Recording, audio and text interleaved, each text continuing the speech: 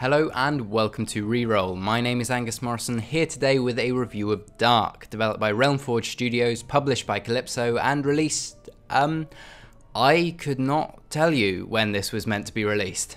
There's been considerable confusion over when exactly Dark was coming out. Wikipedia likes to claim it's being released on the 5th of July in Europe and the 9th in North America. The publisher's page still gives the release date as second quarter 2013, and there's a curious notice on the game's official page saying that the digital release date has been pushed back from the 3rd to the 5th of July. Yet here I am bringing you a review of a Steam copy that I purchased on the 3rd.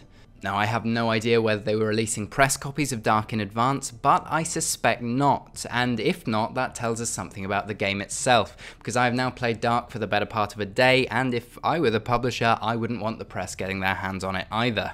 Everything Dark could have got wrong, it has got wrong. From a nonsensical story and a complete lack of logical character development, to mechanics and level design which are laughably, painfully flawed.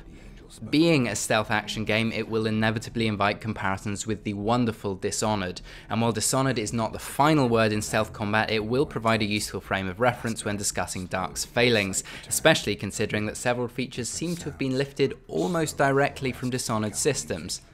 But we'll start with the story, or lack thereof. Honestly, I can only assume that the script was written in crayon, at best internally coherent and at worst entirely outside the bounds of human reason. You play as Eric, an amnesiac half-vampire in search of the blood of his vampire sire to complete his transformation and prevent his degeneration into a mindless ghoul. So far, fairly sane, if uninspiring. Hilarity ensues, however, when you begin interacting with your fellow vampires.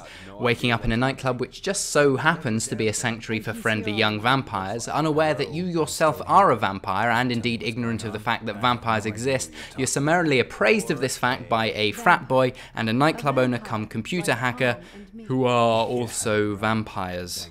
And how does Eric take the news? He doesn't even blink.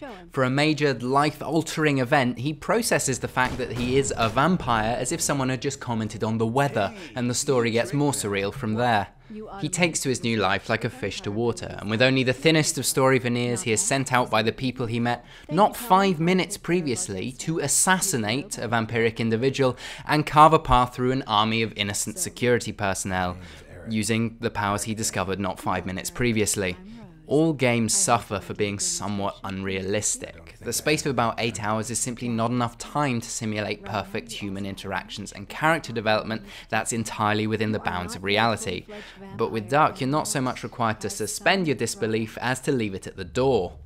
It's compounded by a rather peculiar choice of voice actor for Eric. Doug Cockle is better known for his role as Geralt in the Witcher series, but where Geralt of Rivia is a grim and hardened character for whom the deadpan style is well suited, Eric just comes across as wooden. And it's made worse still by the low quality of the facial animation. In many cases, lip movements don't even approximate words spoken. The stilted dialogue of the introduction is sadly indicative of the gameplay to come. Gameplay is effectively linear, and while there are rare environments which open up slightly more, your waypoints are a constant part of the HUD, and the absence of Dishonored's platforming abilities, and I mean boxes at knee height are completely unassailable, means there's often little choice but to diligently climb the room's one available staircase, for example. You are in possession of an ability called Shadow Leap, the analogue of Dishonored's Blink, allowing you to leap between locations faster than can be detected. But where Blink was a skill which added 3D dynamism to otherwise slow and deliberate stealth, affecting daring attacks or wild flights from danger, Shadow Leap is quite the opposite. It has, to begin with, a cooldown. Those of you hoping to take on the role as the ultimate hunter of the night, flitting between shadows and falling upon prey with devastating speed, will be sadly disappointed. You can flit between one set of shadows, certainly, but you'll have some thumb twiddling to do after. Its utility is further undermined by the fact that it causes noise where you land. Blink was a spell to stealthily maneuver yourself into optimal position. Shadow Leap has a tendency to draw enemies towards you. In addition, while it provides basic functionality for scaling ledges, it is very peculiar as to which ledges you can tackle. It can't be relied upon as an escape mechanism when the odds are good that your target will be unclimbable. There is no one area of the combat that lets it down though. Rather, the system is so thoroughly unpolished that it often feels like you're fighting not just against the bots, but against the controls themselves. Particularly detrimental to stealth combat are the time delays between ordering an attack and Eric carrying out the move. To have initiated a feeding move only to have Eric sit there and stare into a hail of bullets is a little frustrating. Enemy behaviour itself is a rather peculiar thing. When out in the open, the AI will lock onto you with devastating accuracy, and when surrounded, you stand little to no chance of escape. They can even track you through shadow leaps. The guards register no surprise or disorientation that Eric has teleported the length of the room, but diligently swivel and keep on firing. Stranger things happen when you do manage to lose their attention. Rather than immediately searching for the threat, they remain in position, unloading ammo into your previous location until their clip runs dry. Only then do they think to move on, the poor animation often resulting in strange gliding formations of guardsmen. The worst of it, however, is the fact that each enemy unit has the ability to summon infinite more enemy units for as long as they remain in combat. If you remain in one spot taking out enemies as they come to you, you will be faced with a never-ending stream of guards to tackle. This is utterly nonsensical, undermining one of the basic tenets of stealth action. It should be a war of attrition, picking off the stragglers and disappearing again into the darkness, not being tasked with carving a path through an inexhaustible army each time you make a slip-up. I mean, it's made funnier by the fact that each level's guards are identical. The same model is used for every single one. I mean, perhaps it's a very clever commentary on the faceless, dehumanized violence of video game slaughter, but I'll let you make that call. Difficulty in Dark, while partly a product of clunky controls, mostly stems from the sheer number of mobs that you have to contend with. To avoid detection, you have to be exceptionally aware of your surroundings. Leaping past one guard will often land you in the sight of 3 more. Now, I would welcome such a challenge if the game provided you with the tools and the incentive to tackle it, but once again, Dark falls flat. There's a range of unlockable skills and upgrades with which to approach the game's challenges, and on first appearance I was impressed. On the surface they are varied, interesting, and promise genuinely useful ways to tackle the entrenched armies of bots.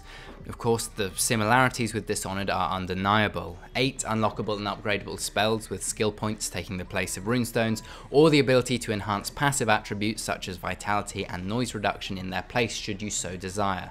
Even the layout is similar. And yet Dark still manages to fall short in the execution. Using these powers requires charges of blood, gained from exsanguinating an unsuspecting individual. Doing so is a considerable risk, however. The feeding process is long and noisy, and the effort that goes into snagging a solitary guard is usually better spent shadow leaping behind someone, which does not require blood, and clubbing him in the head. Indeed, certain spells are utterly redundant, where Shadow Kill allows you to leap at and kill an enemy in one fell swoop for the cost of 1 blood charge. Landing the free Shadow Leap on top of a soldier will have exactly the same effect. But this is really a moot point, and now we come to the meat of the problem, because the level design is so poor that there's rarely any incentive to fight at all. The majority of the rooms are tiny, approximately 30 meters from end to end, with a few larger exceptions. In many cases, it is entirely possible to forego stealth completely, shadow leap half the room, and sprint past the enemies to the exit.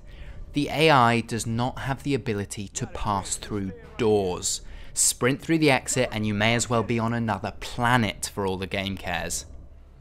I could continue. There was the moment I assassinated my target by happy accident, there's the constant tendency for guards to simply blink out of existence, and there are the jarring and unnecessary cutscenes which interrupt your play every few minutes, disturbing what little flow the game has. But I feel I've made my point. There's little merit to be found in Dark's stealth action gameplay. Aesthetically, the game is dated and uninspiring, if not atrocious. The cel-shaded cartoon style is pretty enough, but it doesn't make the game as it does with the Borderlands series, for example. It doesn't seem like a deliberate artistic direction chosen to hammer home dark themes, but rather, I suspect, as a way of avoiding expensive HD texture work. Simplistic by necessity, not by design. It does have its moments. There are some gems which shine through the murk as good ideas. Glass and litter crunch convincingly underfoot, for example, drawing enemies to your location. But these are so few and far between that they can do nothing to alleviate the ills of a nonsensical story, an uninspired aesthetic, and irredeemably, unforgivably flawed gameplay. Dark is not worth giving the time of day. In a little.